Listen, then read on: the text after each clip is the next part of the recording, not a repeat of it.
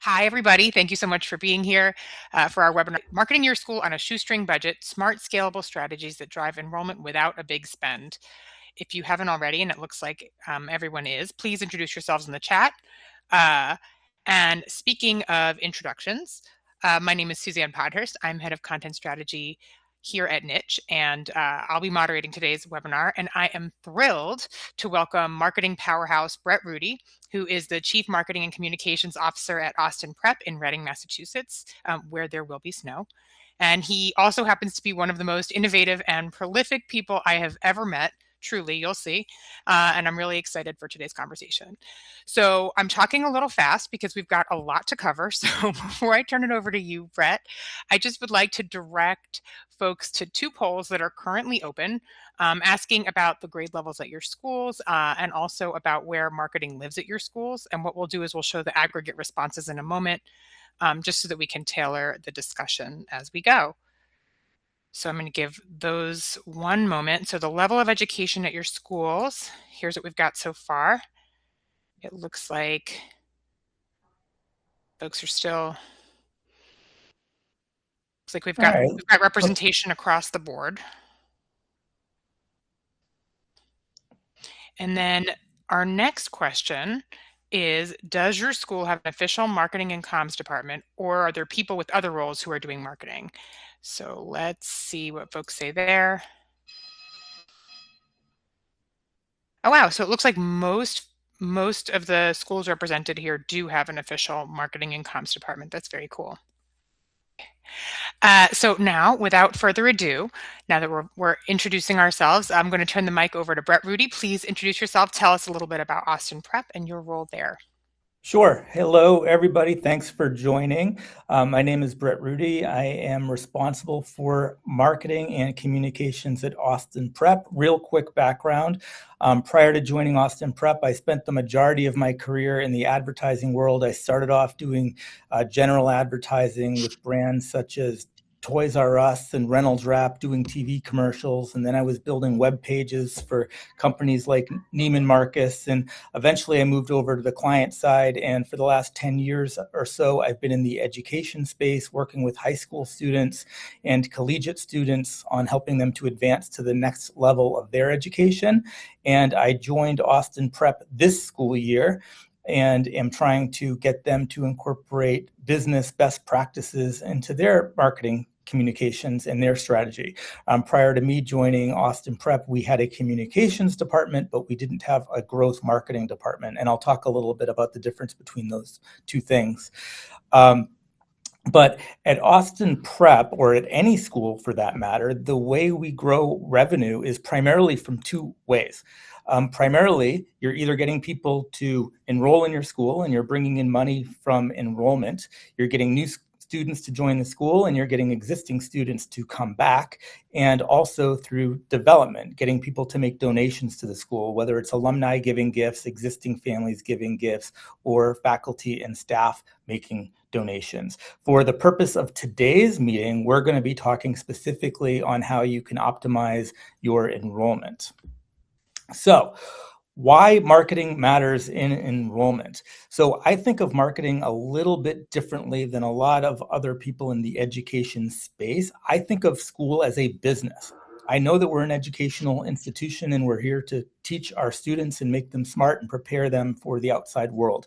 However, from a marketing standpoint, I have to think of it as a business, and I have to think of families as customers, and I have to think of prospective families as leads, because if I can't do that, then I can't bring in additional families and keep additional families because I'm too attached to them at a personal level. And by the way, being personal with your students and understanding them is really important part of marketing, but I do still think of it as a business. Another thing to keep in mind is that most awareness of your school, especially since you're in a local community, is happening as a result of word of mouth. I tell my brother and sister to go to your school. I tell my next door neighbor who I'm good friends with to come to the school. My parents exchange words with their friends and family. So there's a lot of word of mouth that happens.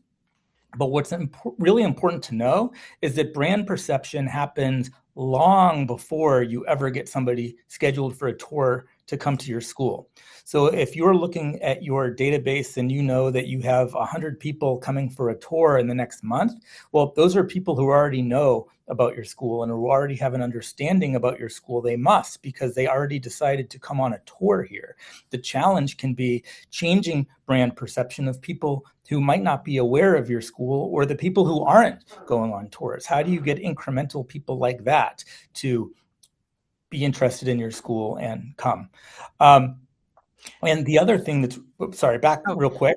So the other thing that's sort of important to know is that having really strong enrollment is really important, because that's what funds your teacher salaries and your programs and your student support. So if you're a school that has 800 people, that can seat 800 people, similar to Austin Prep, we want to get more than 800 people who could potentially come here. We want the ability to turn people away for two reasons. Number one, because then we can get a higher caliber of student, if you will. And number two, and again, people don't like to talk about it, but it's supply and demand. It's basic economics. If you have higher demand for your school, then you have the ability to have higher tuition, which once again can fund your teacher salaries and can fund your programs and make it so that you can add new facilities at your school. absolutely. And we are getting a slew of comments that say that it is a team of one. There is a marketing person at their schools, not a marketing department. So that is a perfect segue to talk about how marketing communications are set up at Austin Prep. Sure. So when I arrived, we had an incredible communications department. We still do have an incredible communications department, and they are primarily talking to existing students and their families. So before I joined, they also had their hands in building the website and advertising and such, because again, there was nobody in my role. But their primary responsibility was communicating to people we already knew. They would send emails out regularly with updates. We would send newsletters out every single week. The newsletter that we send every Saturday is amongst one of the best that I've ever seen. It lists all of the activities that have gone on in the week. It has stories on all of them, photos and videos on all of them. It's really tremendous and expertly done. We have two people in our communications team who spend a really good chunk of their day just going to different classrooms and offsite events and athletic events, just photoing and videoing everything so that we can report back to the students and to the parents of what's going on. And we also post all of that on social media across Instagram and Facebook and LinkedIn.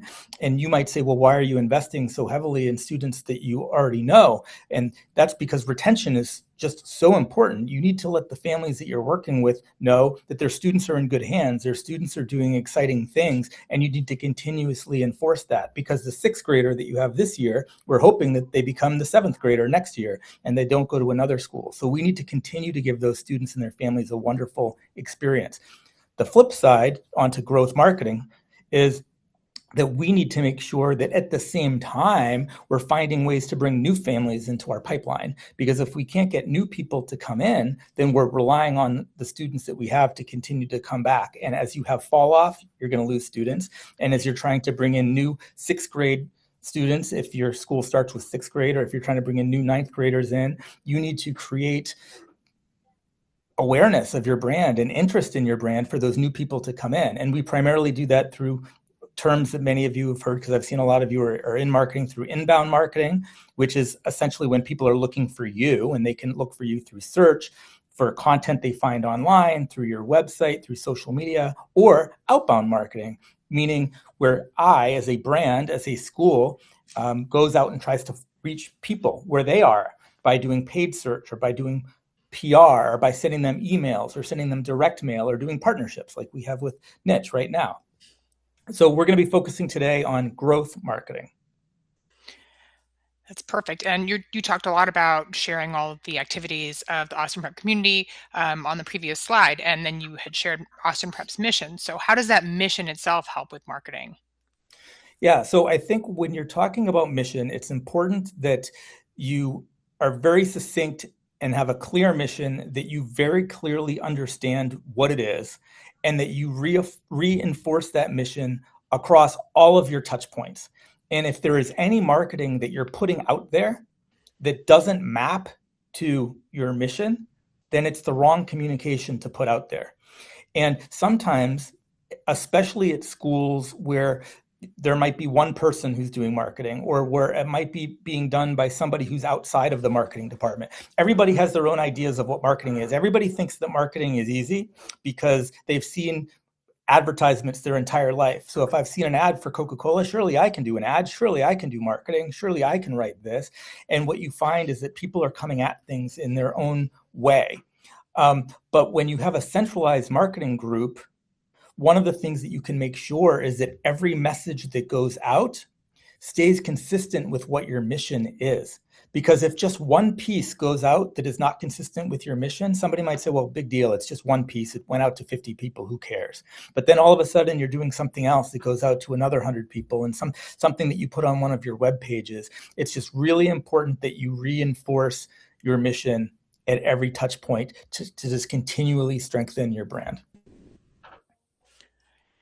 And so you talked about sort of everything that you do in marketing needs to be mutually consistent and needs to generate awareness or increase brand perception or generate purchase intent. So can you tell us about your marketing funnel? Right. So the marketing funnel essentially says that everybody in the world is a potential customer until they aren't. So the first thing you have to define is, do they know who you are? If they don't know who you are, they will never go to school at your school because they've never heard of you. That's awareness. Yeah. Once they become aware of you, then what is their brand perception of you? In other words, do they think that you're a good school to go to, or have they heard that your teachers are no good, or that your sports teams are no good? Or on the other, have they heard that, wow, everybody who goes to their school gets into an Ivy League program and their sports are always dominating? What is the perception that people have of your school? Once you have people who are aware of you and they have a good perception of you, are they ready to purchase? Have you made it easy for them to do that? Are your application forms simple? Is your price within reach? Are you a good drive from where they live? How are you making it possible that they can purchase from you? And then once they actually apply, getting them to enroll is tough, because at least where we are, we often find that the students that we give acceptance letters to have gotten accepted to 3, 4, 5 schools. So your marketing doesn't stop once you send them the box that says, congratulations, you got in. It's now, I need to make sure that when you have 5 schools to choose from, you're choosing us. And then, especially for those of you who are responsible for marketing at prep schools or private schools, retention is really important. I was doing a guest lecture to a class the other day. I had 10 students in that class. I said to them, how many of you were at Austin Prep last year? 5 of them said that they were, meaning 5 of them weren't. So when you're at private schools, people switch around schools. It's not like when I was growing up, I went to a public school. I was at Lexington first grade. I was there in second grade, third grade, and I knew I was going to be there all the way until I graduated. But in private schools, that's just not the way it is anymore. So you need to retain the students that you have and keep them coming back. Absolutely. We did a parent pulse survey in summer 2025 where we asked parents about whether they consider other schools for their students. And we found that more than 78% of respondents had searched for and chosen a new school for their child within the past 2 years. So that's a lot of potential turnover. So you need to continue to cultivate those relationships for sure. So you have talked about, we've kind of gone through the steps of the funnel at a high level. Now you're going to get into tactics. So can you talk about traditional tactics, and then we'll get into like a new way of thinking that you are spearheading? Right. Yeah, so the next part of this presentation, this is where the fun begins. I am going to give you some insider tips and tricks and show you actual things that we've done that have been successful, that are guaranteed to get you more leads, guaranteed to get you conversion, and guaranteed to increase your enrollment. But before I get there, I want you to rethink marketing. A lot of times, especially it's schools, but this happens not just at schools, this happens everywhere. Why are you doing this tactic? Well, because that's the way we've always done it, or that's what we did last year and it worked really well. And I'm here to say that always be improving, always looking for ways to turn the dial, turn the knob, and get just 1% better. If you're doing 50 tactics and you can do each one of those tactics just 1% better, then you're doing 50% better. So I know I'm making that sound easy, but I would ask you, and it's a rhetorical question, you don't have to chime into the chat unless you want to, but how many of you are, for example, doing advertising in penny savers, like those little brochures you see outside of the grocery store, or doing mall advertising where you have big, huge signs hang out of the mall. I'm not saying those are necessarily the worst tactics in the world. I'm sure if you're hanging a sign in a mall, the people who go to that mall have a really good household income.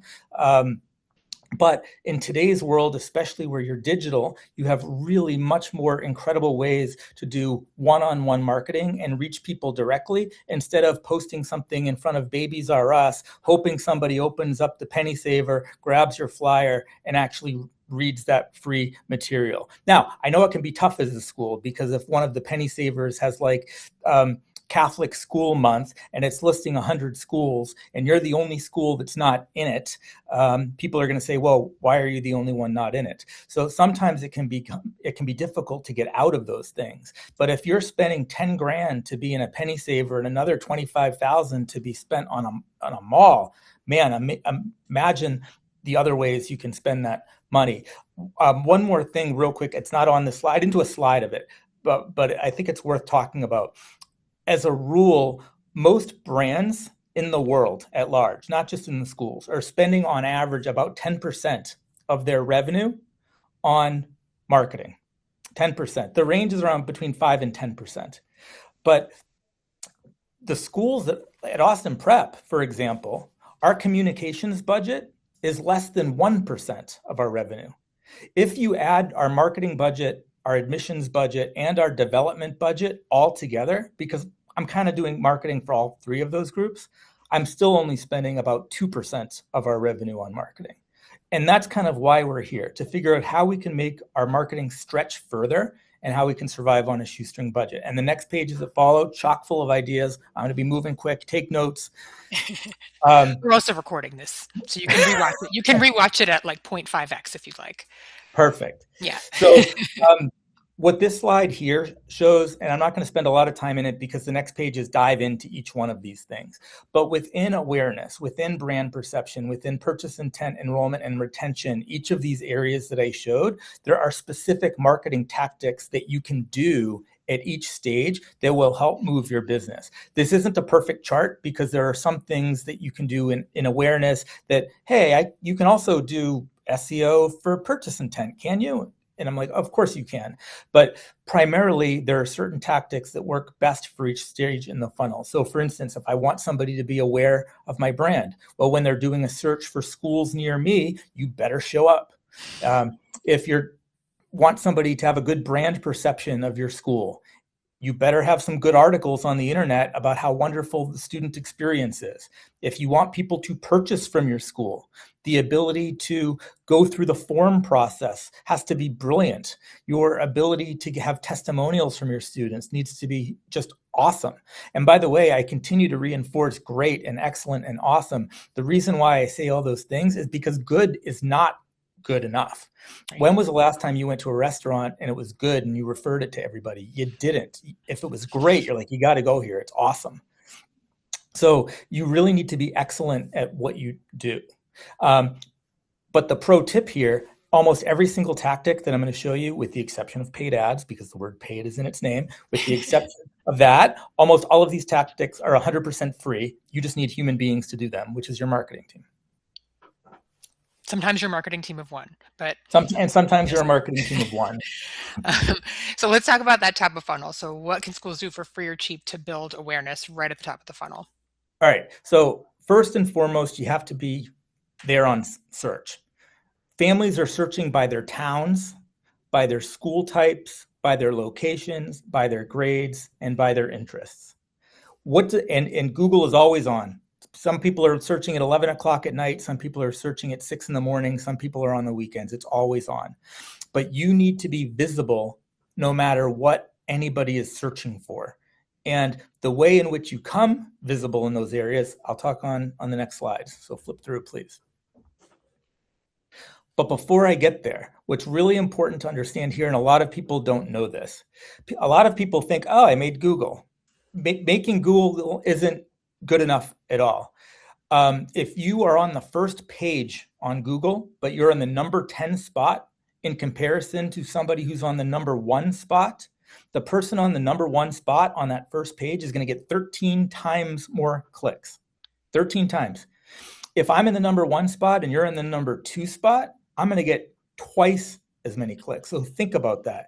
2 times more people will learn about you, will find you, will click through and apply for you just because you're in number one versus number two. So number two is not good enough. If you're number 10, definitely not good enough. And if you're showing up on page 2, clean up shop, go home, call it a day, or find a way to get onto page 1 and work your way up. And I'm going to show you how to do that. So for starters, you need to own your keywords. Someone on the chat had asked about generative engine optimization. And one of the things that I'm showing you here is a little bit about that. You need to show up above number 1. It used to be on Google, you just show up on 1 through 10, but it's way beyond that now because Google will give you their AI version of their search results before they even get into number 1. And then if you're a school, they're going to give you a map along the side, and then they're going to give you a sponsored result. And then below all that, you're going to have your organic results. So if you search for Catholic school north of Boston, which by the way, Austin Prep happens to be a Catholic school, and we happen to be north of Boston, you'll see that we come up number 1 in paid, number 1 in organic, number 1 in AI, and then our maps are showing up on the right-hand side. And I'll show you how we get to that. If you can go to the next page, a couple of tips you can walk away with. This is the world's easiest fix. And I bet a lot of you could do this right now while we're sitting on the phone. You could make these changes. If you do not have your city and state within your SEO title, you are missing out on a ton. It's unbelievable how many schools are missing their city and town from their SEO title. And if you are, you're less likely to show up on the maps. You're less likely to show up when someone says schools in my town. So add that. If your school SEO title is Joe Blow School, go change the name of your title right now while we're talking to Joe Blow School dash the name of your town and your state. We did this, and within 2 days, Google picked it up and we started to show up. It was blowing my mind. We live in Reading, Massachusetts. When we did a search for schools in Reading, Massachusetts, we were on the second page. Second page. And like I told you, we might as well not even exist. I made this change. We went to number 1 within 2 days. Number 2 within 2 days for Reading schools in Reading, Massachusetts. Number 2 still isn't number 1, but it's hard to beat Reading High School because they have the word Reading in their name. Right, and you have the word Austin in your name, which could be confusing about location.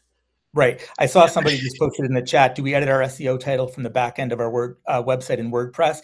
You do it in WordPress. Within WordPress, there's an area within all-in-one SEO, if you're using that, or whatever SEO program you're using, and you can change your meta title and your meta description. But before you go to the next page real quick, I thought I won. I thought we added Reading, Mass. We're all good, but we were still missing something. Go to the next page.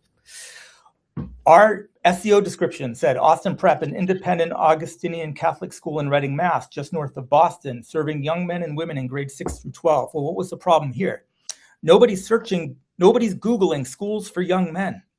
Nobody's Googling schools for women. They're searching schools for boys, schools for girls. So even if you want to refer to your program as we're bringing up young men and young women, that's great. Good for you. You should do that. But for Google, you need to include the word boys and girls if that's what people are searching for.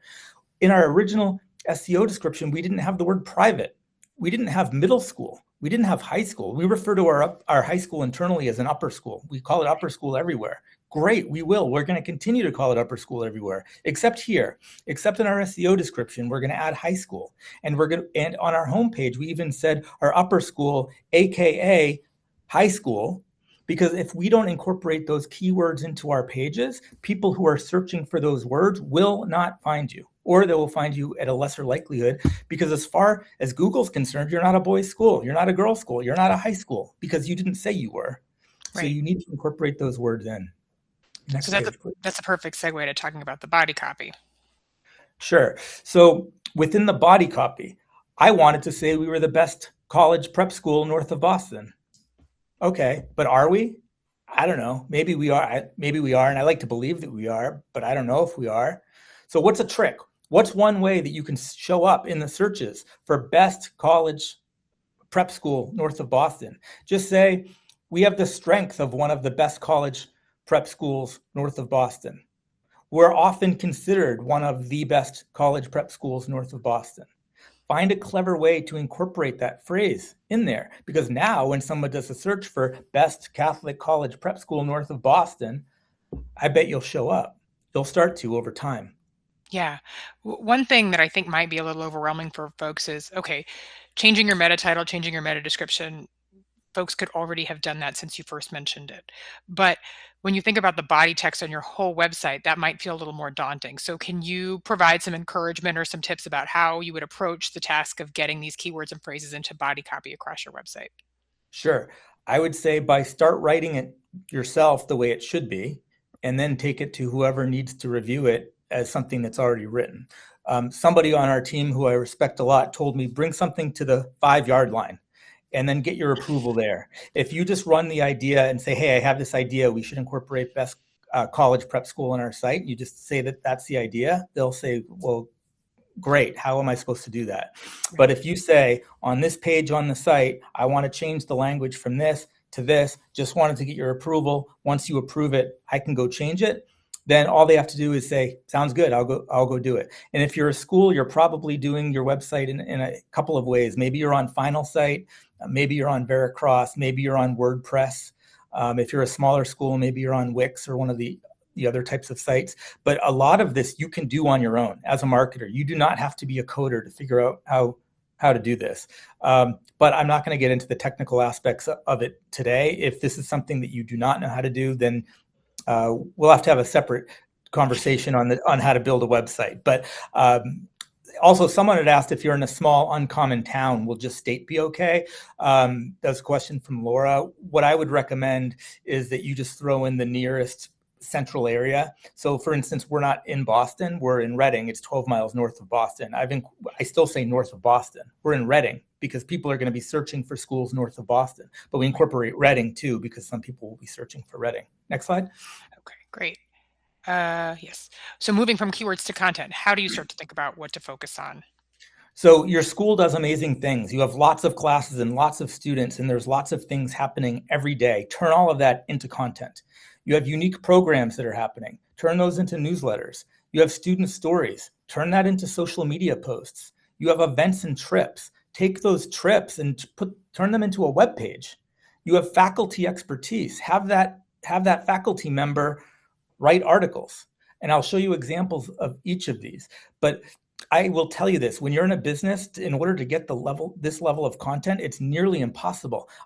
You're in a school. There's 20 classes, probably triple that, happening every single day. There are so many stories. Just go get them and start putting them together. You have to start somewhere. And the cool thing is once you write about your science fair this year, you don't have to write about it next year because you already have a web page on it. Next year, you can write about Lego Metropolis. The year after that, you can write about the Egyptian Museum. But over time, continue to build out your content so that no matter what people are searching for, they'll find you. Next slide. Yeah, so I'm hearing you're leveraging content to serve a lot of different strategic ends. So what can that look like? What are the different ways it can look? So first, let your students create content. If you have 800 kids at your school, you have 800 interns that are working for you. They all want real world experience. I had a high school sophomore come into my office. She wanted to write an article about somebody on the hockey team. I coached her for a little while. She put together an article. I helped edit it. We sent it to a bunch of local papers. They posted it on the front page of the Daily Times Chronicle. Student wrote that. I helped edit it, spent a little bit of time, but she did the interviews. She identified the story. She wrote it. There is not a newspaper in the land that will not pick up a story about a student. You go write an article about a new product you're putting out or about an adult accomplishing something, good luck getting it posted. There are public relations firms charging hundreds of dollars an hour to help those brands. For articles, this year alone, we've been published in the different media outlets more than 24 times. Because almost everything we write is picked up. And we find the town where the featured student is in that article and send the press release to that town. So because we're in Reading and our students are from all over the place, if one of our star athletes, such as this one, she lives in Andover, I'll send the article to the Andover Townsman, for example. And then the Andover Townsman will pick it up. Another article will feature a student from Stoneham. I'll send it to the Stoneham paper and they'll pick it up. So find out where your students are from and released articles to those towns. If you're a private school and you happen to be in a public school and are just in one town, that's very easy. You have one town to submit it to. You should be sending them content practically every day. Next page. So in addition to your student-created content, you have staff-created content about students. So we identified at the beginning of the year, what are the dozen things that are really exciting about our school that we want to write about? I actually have the list right here. It just happens to be on my desk. It took a while, and I had to get my head of upper school and of middle school to come to agreement on what those 12 things were. But once we had agreement on what those 12 things were, we wrote content on all of them. And once we wrote that content became web pages. And then we submitted articles to the local news, and they picked it up. So here you can see one article was picked up about one of our students about some work that were doing at Harvard Medical School. That went to his town. We did another article on a girl who was working on the Egyptian Museum, sent that article to her town. And then meanwhile, we did advertising in those towns as well. And we had our ads run along the side of it to really give it an extra boost. If you go to the next slide. Yeah, that's incredible. So in the webinar that your colleague Jonathan Pollard led, he said something that really resonated with a lot of folks, which is how you do anything is how you do everything. So can you talk about that in the context of your approach to thought leadership, particularly how you're leveraging staff expertise across platforms and across media? Sure. You have a lot of experts in your building. You have the head of all of your varsity programs. You have your deans of different areas. They are experts in your space. They should be creating content, playing that expert role, and pushing that content out there.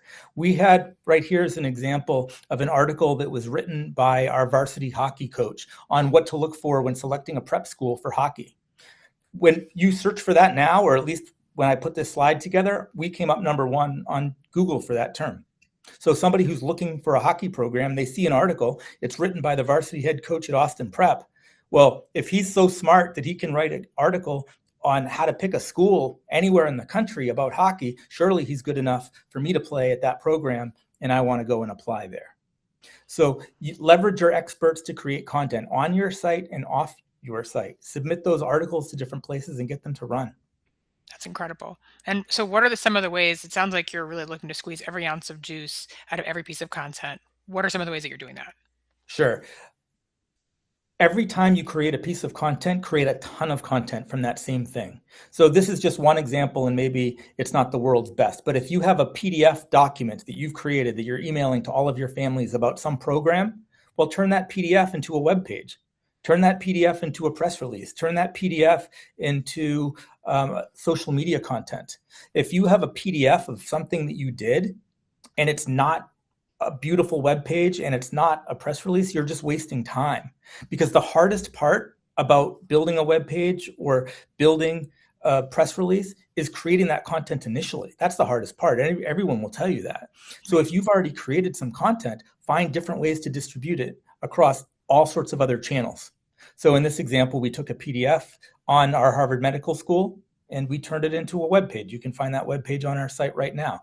And the web page is probably going to attract a lot more people long-term because people will find that for the next 10 years. People only found this article in a PDF to who we happen to email it to. That's awesome. Next page. So this is the part you said earlier, not free, but can be cheap. So do you want to talk about it?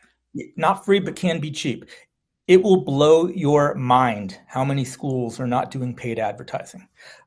Really quick on how Google Ads works for those who don't know. It's bidding strategy. If somebody's bidding $100 for a keyword and you bid $101, then you'll get the space. When you run out of money, then they'll get it for $100. When they run out of money, whoever's bidding the amount below them will get this. When you're a large brand, if you're searching for like an accident attorney, for example, some of those brands will pay $250 a click to get somebody that was just in a car accident. But you would be blown away to find out that in the education space, almost nobody is advertising. And I probably shouldn't be giving away the secret sauce. If anybody is from Massachusetts, I instruct you to leave this webinar immediately so that you do not steal my ideas. But you can advertise in the education space for almost nothing because you're not bidding against anybody if nobody else is out there. So you can target your advertising based on people who live 20 miles away from you. You can do that based on your zip code. You can target people who only make a certain income. So if you're a private school and you're expensive, figure out what the household income is that you want to target by that. You can target based on presence of children in the house. So now you've targeted, because now you know that they live there, they have the money, and they have kids. Put out an ad. Go to the next page, please. We are doing this at Austin Prep for less than $3 a click because we're not bidding against anybody. And we're spending less than $50 a day on Google ads. Now you might say, well, 50 is still expensive. We're a small little school. We don't have that kind of money. Well, what if you get one student, and this is just easy numbers for the purpose of math, right? What if you charge 25 grand a year in tuition? They start in 6th grade, so they're going to go here for 7 years. That's $175,000 that you can bring in. For $2.84 a click, even if one out of every 100 people ultimately decides to come to your school who clicks, don't you think there's a positive ROI there? For sure. So How long do you wait to calculate that ROI? I would wait many months to calculate. I mean, you want to calculate it immediately. But what's interesting about Google, or anything for that matter, is it typically takes 20 impressions before somebody decides to change their behavior. So you need to keep advertising over time. It's very unlikely that somebody who's never heard of you sees an ad, clicks it, and decides to go to your school. Right. They need to see that content over and over and over again before they make a decision. So I would make sure that your Google is strong year round. But you can spend less on paid advertising if you're doing better on an organic level. So I told you about adding things like Reading Mass into your tags on your homepage. Well, go through that same exercise on every single page on your site. It might be a little tedious, but we're here to talk about marketing on a shoestring budget, and it won't cost you a penny. So can we go to the next page, please? So partnerships. Get involved in as many partnerships as you can. Find a way to create a benefit for them and a benefit for you, and that won't cost anything either. So for example, if you're looking for a local partnership, well, you should have arrangements with elementary schools, because those students, when they're out of the elementary school, they need to go to a middle school. And wouldn't it be a huge benefit to that elementary school if you could tell them that by working with us, we'll make sure that we'll give all of your kids a look when they're trying to get a middle school? That's a huge benefit for the lower schools. So they'll want to work with you. In return, you'll get all the leads from those lower schools. What about community organizations? Are you working with Girl Scouts, Cub Scouts, the local bowling league? Those are all students that are going to be looking for a school to go to. What if you could tell the Boy Scouts that you'll have your science teacher meet with them to tell them about whatever it is that the Boy Scouts are working on, and that your science teacher will give them a 1-hour seminar on the thing that those Boy Scouts are looking for? Now, in return, all those Boy Scouts are really impressed with the science program at your school, and now maybe they want to go there. If you're a Catholic school, you better be talking to the CCD programs, because these are people who are already self-identified as Catholic. They're already in school in a CCD program. Why wouldn't you send your theology lead into that program and do a talk with those kids? And in return, now they know a little bit more about your school. So you can do the same thing with youth sports, whether it's reaching out to Little League or Pee Wee football or activity centers such as the YMCA, but form those types of partnerships. It's crucially important that you do that. And you can even do it on a national level. And I won't go into all of the details, but here I am doing a webinar with Niche. So there are opportunities to form these partnerships even on a national level, even if you're just some local school in wherever. It's about creating expertise and giving value to your partner so that they want to give value to you. It's a win-win situation. Absolutely. Next slide. Yeah, so we talked about value. Let's talk tactics again. So how do you pitch a prospective partner, especially if it's one that doesn't have a lot of other partnerships like the one that you're pitching? Yeah, so look, I've already talked about this a little bit, but if I wanted to approach the local Little League, I could talk to them and say, hey, our varsity baseball team would love to do a clinic for your kids. How does next Saturday work for you? Now, all of a sudden, I send 3 of my varsity kids down. I do a program for the local Little League. Now, all the Little Leaguers, they want to be like Austin Prep kids because those 3 kids were really impressive. So the benefit to the league is they get a free workout with our players. The benefit to us is we get free exposure to those kids. So I'm not going to go through this whole chart. It'll take too long, but you can save it when you get the finished presentation. But the idea is create a benefit for the partner, find the benefit for you, and it's a win-win. And as long as it's a win-win, like, people will want to work with you. Why wouldn't they? You're giving them free value that they didn't have without you. Right, right. So you cited a bunch of incredible examples and really tactics, nuts and bolts stuff. How do you get folks to move from your marketing funnel to your enrollment funnel? So I mentioned this a little bit before about it's about turning knobs and screws and getting 1% everywhere that you can get them. A tiny little lift compounds. Think about the stock market. You make 10% and you make 10% and you make 10% and you make 10%. And by the time you're 40, you're a millionaire. At least that's what they say, right? So the idea here is that if you're trying to get more traffic, just look for 1% point more traffic. If you want to have more inquiries, what can I do to get just 1% more inquiries? And look for small little increments. So this example that I gave here, and it's tougher to read, and I don't want to bore you with math, but I'm going to go through this quickly. The idea is that if you started with 1,000 people who were visiting your site, and you probably have a lot more than 1,000, but let's just use 1,000 once again for easy math. And if on one side, just 10% of them go to an inquiry, but on the other side, you get just 1%, just 1 point more on that. So instead of 40% going to an inquiry, you get 41% to go to an inquiry. Well, now I'm at 110 people versus 100 people. And if you follow that down to get just 1 point higher on application, 1 point higher on acceptance, 1 point higher in enrollment, at the end of the day, I'm going to have one more student enroll. Now, you might say, well, one student, what's the big deal? It's one, it's barely even measurable. Well, what if they came in as a freshman for $25,000 a year and stayed for freshman, sophomore, junior, senior? That one person's worth $100,000. Right. Now, I also did this based on 1,000 people. What if you have 10,000 people? What if you have 100,000 people? So this is scalable. So you don't need to find huge changes. Just find small little, where can I get 1% here, 1% here, 1% there? Adding Reading MA in a SEO title is a great example. Is that going to change the world? Is anybody at my school even going to know I did that? No one's going to know. They're not even going to see it. Is it going to give me 1% more? Probably. Yeah. So next page. So here it's all about getting qualified leads. We used to have an 8-page form for somebody to inquire about our school. I said 5, but it was actually 8. The 5 was a secondary version of it. We made it down to a 1-tab form. Now you might say, well, what's the big deal? It went from 5 tabs to 1. Well, if I open up a form and it looks like it's going to take me 45 minutes to do it, I might just say, you know what? I'm going to come back later. I don't have time for this right now. But if I open up this inquiry form and it looks incredibly simple and I can fill it out in 2 seconds, a lot of people are going to go through this, much higher. Do you think 10% more people would do this? I think way more than 10% of people would do the shorter form. Now you might say, well, yeah, but it's not asking all the important questions our admission team needs to know. I would say, you know what? Ask later. Would you rather get 200 leads that I know their name, their email, their kid's name, the grade they're coming into, their town they're from, and I have that information I can follow up? And would you rather get a couple hundred of those, or would you rather get 50 people where you have their life story? I'd rather get a higher quantity, follow up with them later, and then you can get a lot more leads coming in. Can you go to the next slide? Absolutely. Please? Get your leads from lots and lots of places. Most schools get their leads from one place. It's a sign-up form on their own page. Inquire here, sign up now, something to that effect.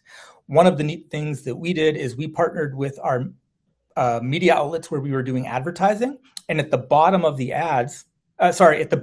articles, we got them to incorporate a form to sign up for our school. So when I'm reading an article that's in their paper about a kid playing baseball there, interested in playing baseball at Austin Prep, fill out this form. If I do an article about somebody who is singing in the Nutcracker, will want to perform in the arts at Austin Prep, fill out this form. They're part of the fabrication lab doing 3D robotics. We do an article at the bottom. Interested in advancing your career in science, come to Austin Prep.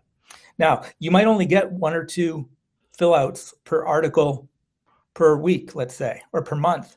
But if you get 1 or 2 and you have 20 articles times 52 weeks, ultimately you're going to get a lot more inquiries. You need to do it in onesie twosies, but it'll come. Similarly, if you have content on your site, why not make that downloadable content where they need to give you a little bit of information? So you want to download this guidebook on how to stand out in the college admission process? Great. Need your first name, last name, email address, and phone. If they don't give you that information, they were probably not a prospect anyway. Mm-hmm. If they give you that information, now you have one more prospect. And now over time, you can start to grow your leads database in lots of places beyond the people who just filled out an inquiry form. Can we go to the next slide? Yeah.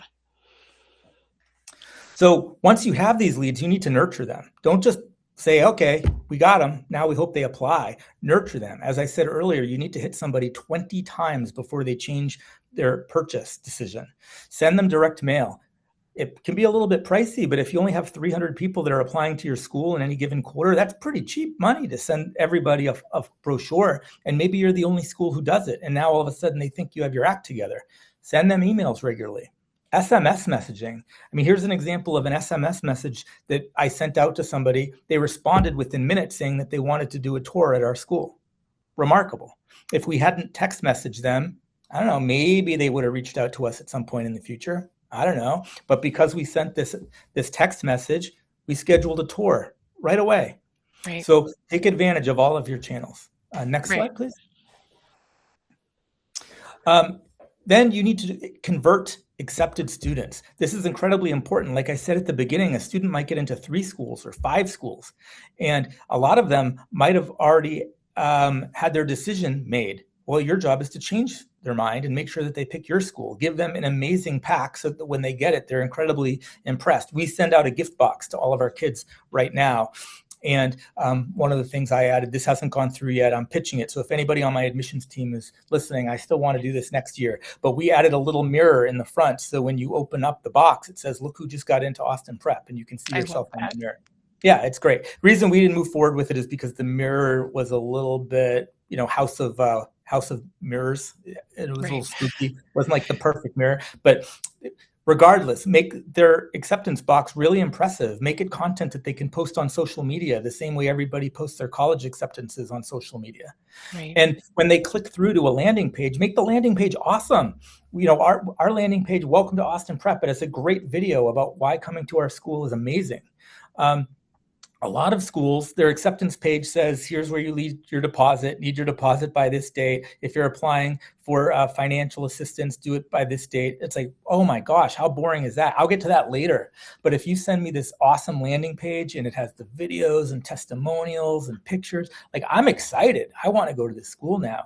Because again, if a kid gets into 5 schools, do you think this pack will get just 10% more of them to want to go to your school than somebody who just sends them a letter? Congratulations, you got in. Please leave your deposit by January 3rd. Will this do just 10% better? Well, if it'll do 10% better, your tuition just went up by 10%. Your number of students just went up by 10% because this is bottom of funnel. Right. And I think a lot of folks would think that this kind of personalized care would be emblematic of the kind of personalized care they'd get as students at your school. So they would take that seriously. Yeah. So we talked about the importance of retention and about also how it's not like it once was, where once you kind of land at a school and then you stay there, people are always actively attuned to opportunities to move. So what do you do to cultivate students who enroll and then stick around? Sure. So I told you at the beginning of this presentation that this was going to be about the growth marketing side of the business. This is the slide where I lied a little bit. The majority of the emails and the social media is happening from our communications team. We send an email out every single week called the Cougar Courier because we are the Austin Prep Cougars. And then we post on social media. The photos are professionally done. They're not somebody's sticking on their cell phone taking stuff. I mean, we have people who are professional photographers who are doing this shooting that are on staff, that are part of our communications team, where that's one of many things that they do. And the photos that we put out are excellent. It's important to be excellent because, as you said before, how you do anything is how you do everything. And do I want to go to a school that looks mediocre, or do I want to go to a school that looks excellent? And so the other thing that we're doing is we send out direct mail regularly. Is we recently sent out, because right now is like enrollment season, so we sent out over 4 weeks 4 mailers about 4 different programs. The one you're looking at now is one of our capstone trips where we send our 8th graders to Washington, D.C. Actually, that's not the one you're looking at, but that's one of the mailers we sent out. One of the ones you're looking at now is our partnership with Harvard Medical School. We have 2 other books that we're sent out, 1 each week. The idea is I'm trying to make a decision on where to go to school. I want to make sure that I'm picking you. I want to make sure that you're top of mind so that when I make that decision, there's no other choice that I can make. Absolutely. And all these things are emblematic, again, of the kind of education that students are likely to get at your school. And folks are seeing that telegraphed. Okay, so we have approximately infinity questions. So if folks take away just a few points from our discussion today before we get to the questions, what do you want them to know? Very simple. And you don't need a big budget. You are the budget. right? If you're getting paid 50 grand or 100 grand or somewhere in the middle, or if you're more, good for you, but you are the budget. You do not necessarily need incremental money for the vast majority of the things that I showed you today, with the exception of paid advertisement. You just need to make the effort to do these things, to do things differently, and to get away from the status quo and do it the way it's always been done. You need to have a clear funnel strategy. If you were to look through my tactical plan, which I'll gladly share with anybody who asks later, you'll see that there are things we're doing for awareness, for brand perception, purchase intent, enrollment, and for retention. At every step, we're doing things. So if you're only doing one of those steps, you're completely missing out. And you need consistent content. You asked me before how long I do Google Ads for. All year long. You have to be in people's face all the time. It's repetitive. You are not going to save the day in a month, but you're going to build it up over time. And in a school, it's hard because the work that you do now might not pay dividends till next school year. So you just have to keep on doing this long term. But most importantly is that the small optimizations compound. And sometimes you don't even notice the small pieces because it only got you one more student.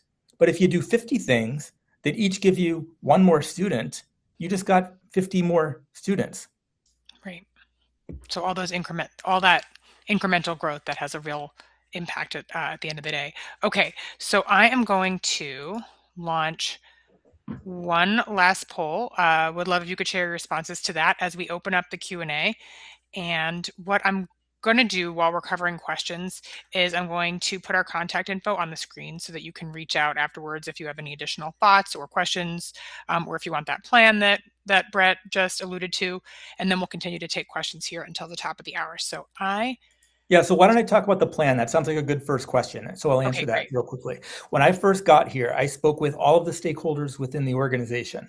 And for every single one of them, I said, I need to know every single project that you're working on that will impact admissions, development, marketing, or communications.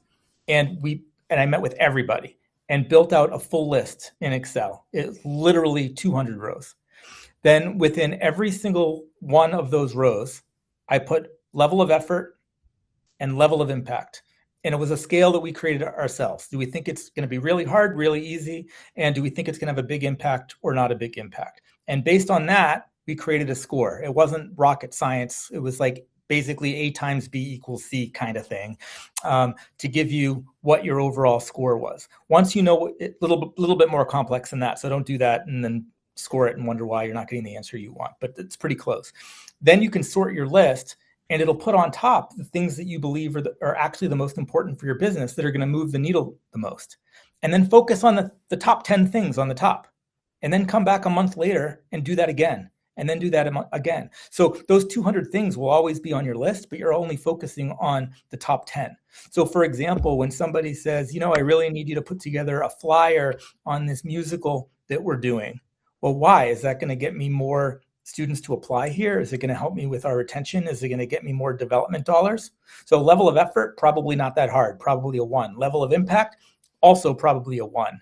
Doesn't mean I'm never going to work on that, because maybe they want it, but it's definitely not going to be a priority in comparison to making sure that my Google ads are out there, that my SEO is optimized. That's awesome.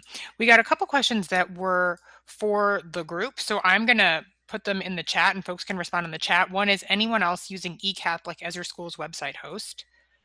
And let me go back to the other one. The other one was about retention. Someone says, Q for all schools, what percent was your goal for retention? So if you feel comfortable answering that in the chat, please do, while I continue to grill Brett over here. Okay. Okay. Have you seen any impact on positioning a figurehead like a head of school or a principal at key industry events, local or industry media, podcasts, and writing op-eds? So we definitely position our head of school as an expert. And he is very prominent in the letters that we send out, the emails that are distributed on our website. It's important because people need to know that you have a strong foundation and a strong centralized person who is responsible for anything that could happen. Now, all of that said, it's important that you have experts across your entire organization so that no matter what people are interested in, they find your school to be of benefit. As I mentioned, we had our head varsity coach in hockey write an article that appeared to try to recruit people for hockey.